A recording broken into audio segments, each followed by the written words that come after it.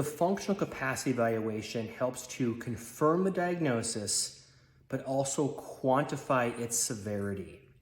So when people get into accidents, they typically either suffer a non-catastrophic injury or a catastrophic injury.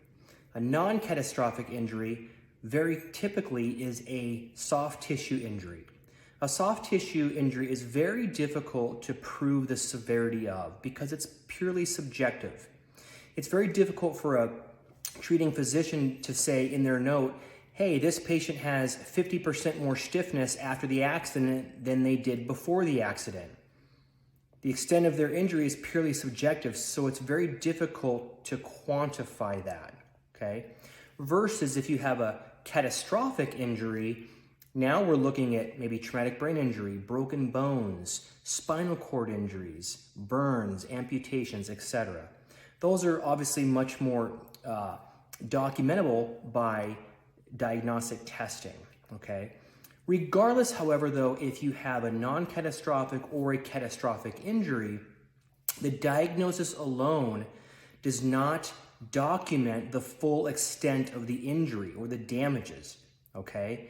They document what the injury is, but unfortunately it does not document how that injury affects their livelihood, okay? How does that disc herniation or low back pain or ligamentous tear affect their ability to perform work-related activities or be able to get in and out of the shower or to be able to stand or even walk, okay?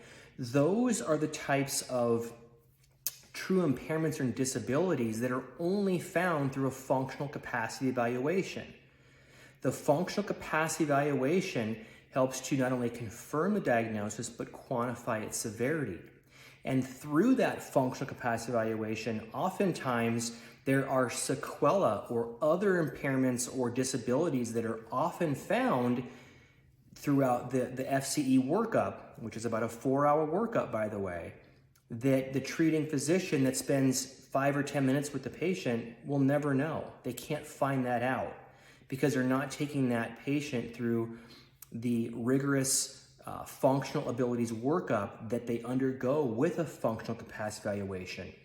So really to have a true holistic approach to evaluation and diagnosis of a patient, the correct way is have the medical physician do a diagnosis on the patient so they know what the injury is, but let's also quantify it so we know how that diagnosis affects their life.